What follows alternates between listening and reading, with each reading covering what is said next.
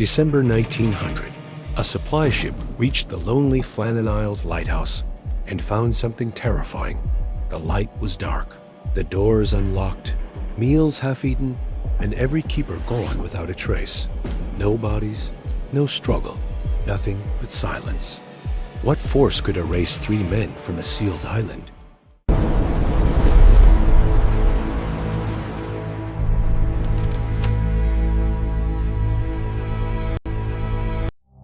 The horn should have been moaning through the fog, but the ocean breathed like it was holding a secret. The relief boat nosed up to the black tooth of rock, and the lighthouse, supposed to be a spine of light, just stared back, dead. No keepers at the landing. No smoke from the chimney. Door unlocked. Clock stopped. A chair on its side and bread halfway to a mouth that never finished. 3 coats on the peg. 3 cold beds. And in the throat of the wind, a noise that sounded too much like someone laughing. You can't reach the Flannan Isles by accident. You have to want the emptiness. The rock works on you as you approach. First the lull of the swell, then the sudden punch of surf, and the stone itself, wet and shining, climbing out of the water like a knuckle. Even in summer, it smells like rain and iron. The lighthouse was built to keep ships from kissing the cliff, but it did something else to the men who watched the lamp.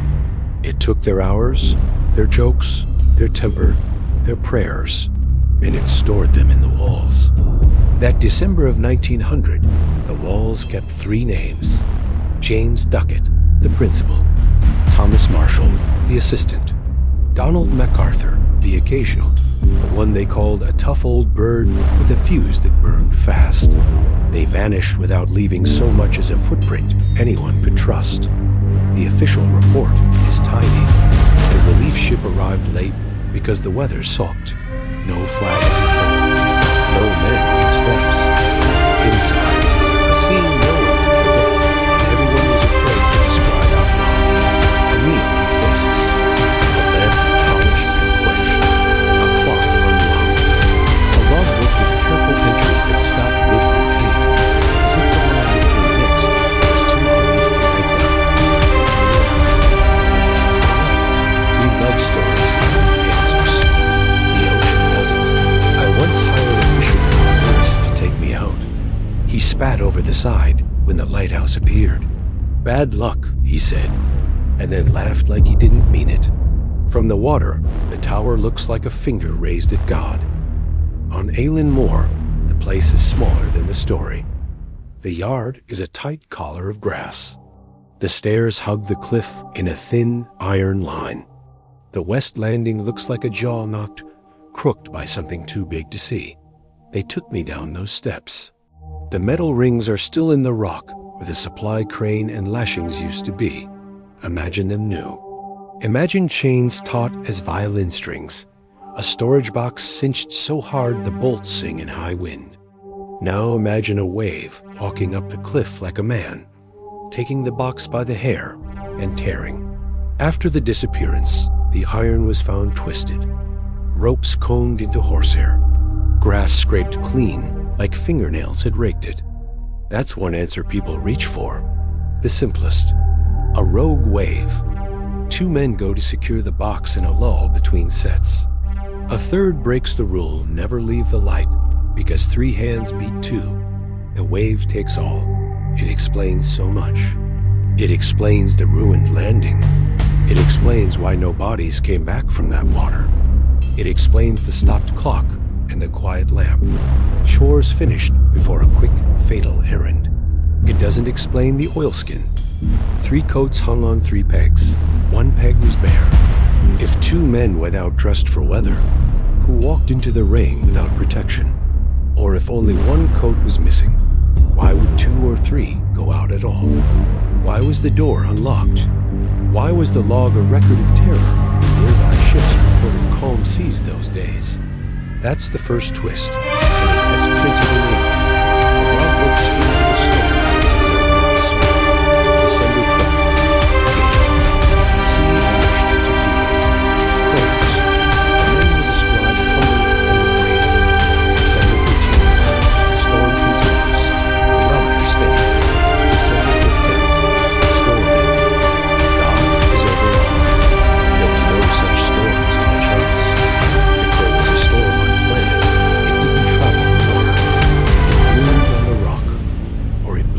beside the heads of the men keeping watch.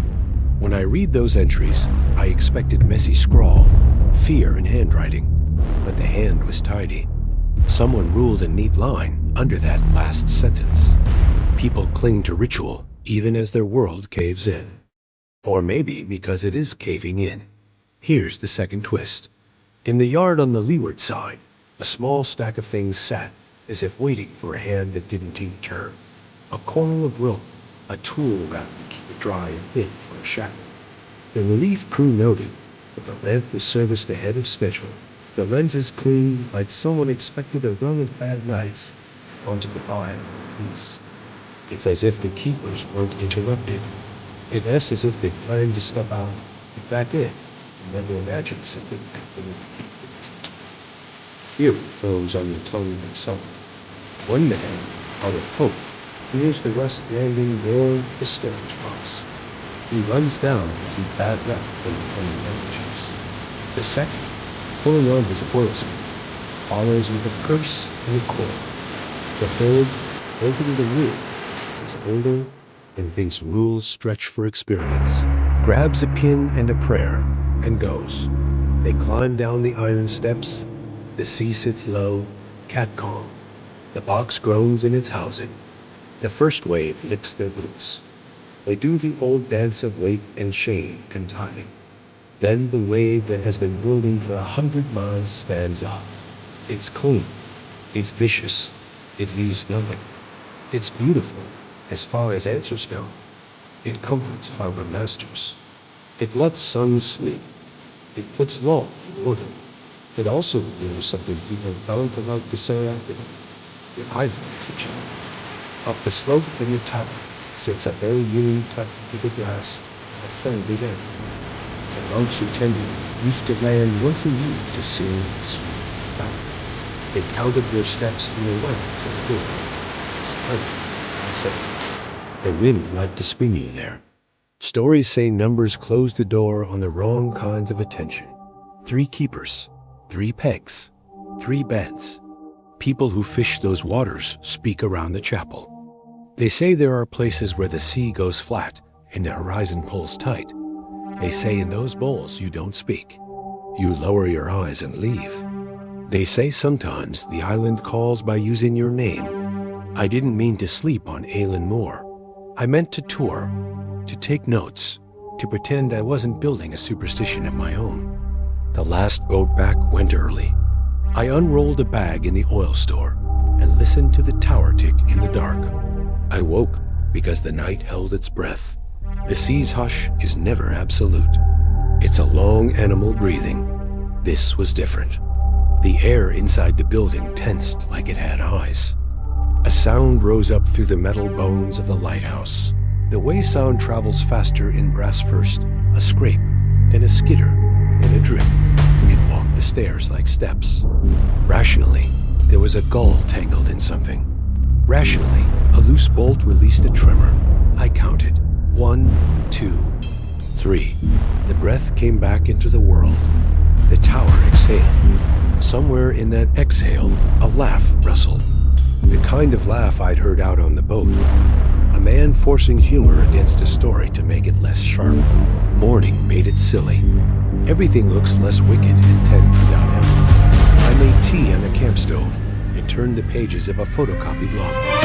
All those tidy lines. Under the last, I could swear the ink not the words, copy on the line. Layers of copying make fools of their eyes. Still someone closed that entry with They weren't writing it down. They were setting a table for someone to come along and finish it. That's the third twist. The story that refuses to die. The message carved under the kitchen table. Sits low.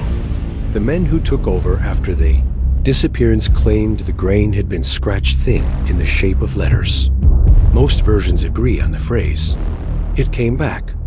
Back implies return. Something they had seen before, named once, and sanded out of the world until the wood went smooth.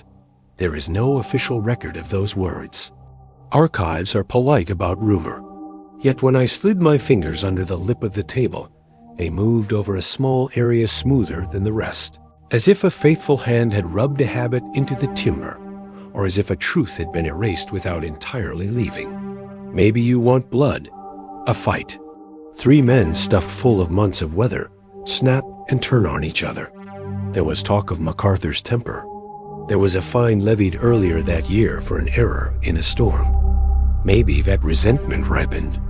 Maybe the door was left open and the lamp quiet because men in dark moods forget the universe until it shakes them by the shoulders. If that's your answer, I won't take it from you.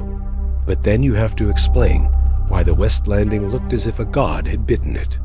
You have to explain the missing man's coat and the mess the ocean made. You still have to explain a storm the charts didn't bother to note.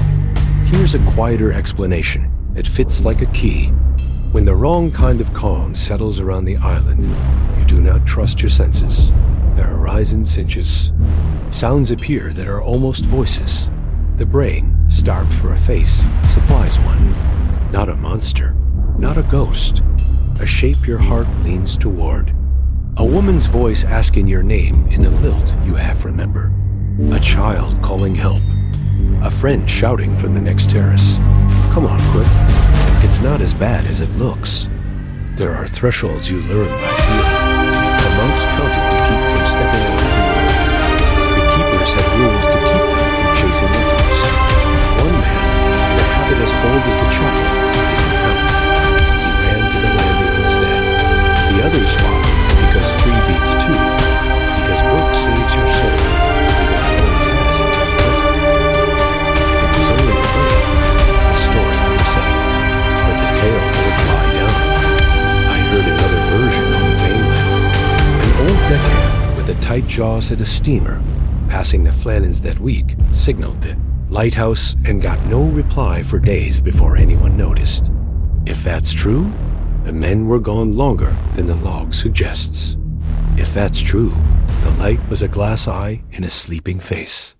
If that's true, something stretched the disappearance so thin you didn't see it until you did.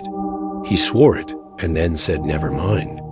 We add twists because the mind hates blank space. We do it to fill, but sometimes the new piece clicks. I found a single rusted washer, tucked beneath a windowsill in the service room. Caught where wood meets stone. It had the shape of a ring. Silly to see it so. It had a smear on it that looked too dark for mere rust. I held it up to the light like a relic from a cathedral. I told myself it was a relic from a workshop. Still, the mind. On my last walk down the iron stairs, a pair of kittiwakes burst from a ledge below me, white wings flashing. One brushed my shoulder with a soft drag of feather and air. It felt exactly like a hand. I flinched toward the rail. The sea, 30 yards down, did not move. It held its face, flat, reflecting. A voice broke behind me, near enough to make me turn without deciding to. It wasn't a word, just the vowel of a word, the beginning of a name. It was the exact pitch of an old friend I hadn't seen in a decade. That is how your brain kills you, by offering the one sound you most want to chase. I counted. 1, 2, 3. I kept my hands on the cold iron and stepped down until the landing widened. Beneath me and the ring marks, the shades and the screened grass made a map of the island's appetite.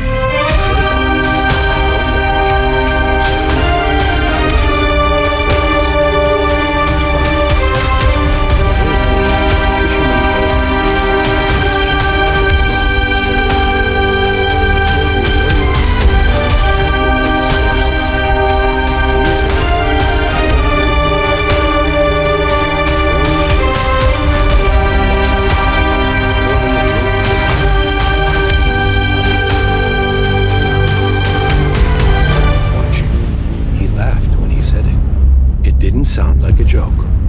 After the disappearance, they fitted better bars, stronger doors. They wrote stricter rules. They made the light brighter. That's how humans fight hunger. They can't steal it. Name it, measure it, tighten the bolts. The new keepers did their work without incident. The tower blinked out a rhythm for ships to trust. The world wore on. The names of the three men turned into a list, and then into a story, and then into a campfire test of nerves. Time sanded the edges like a hand rubbing wood until it goes smooth. And yet, when you stand there, alone, the island is the same shape it was when they lived. The chapel is still a bruise in the grass. The steps still ring. The west landing still pulls your eye like a mouth. It's easy to feel what they might have felt. The pressure of duty, the tug of habit, the wrong kind of stillness. You can almost see the three of them step into it. One coatless, one cursing, one breaking a rule he'd enforced 100 times without thinking. Not because an ancient evil woke up, because the island asked nicely, because the job felt urgent, because the wave arrived wearing calm as camouflage. Maybe that's the answer. The simplest, sharpened by superstition. A natural event with timing so cruel it looks personal. A place that takes exactly what you leave unsecured. But there's one more thing. Back on the mainland, in a cluttered little museum, a keeper's diary from another station sits under glass. At the bottom of a page, in a hand that looks tired, there's an aside you'd miss if you blinked. Strange air today. Lighthouse hummed. I counted. He didn't write what number he counted to. He didn't say why. You could spend your life choosing the answer that lets you sleep. You can pick the wave and find rest in the folklore. You can pick the voice and blame the island.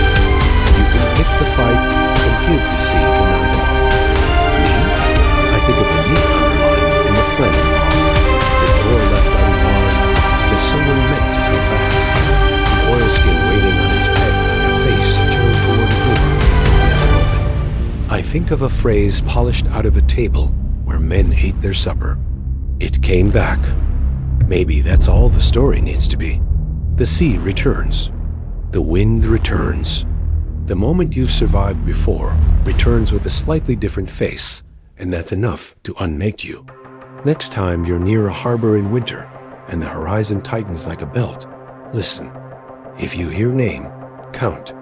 If you hear laughter with the edge of a wave in it, count. 1, 2, 3. Then decide which answer makes the water look less hungry.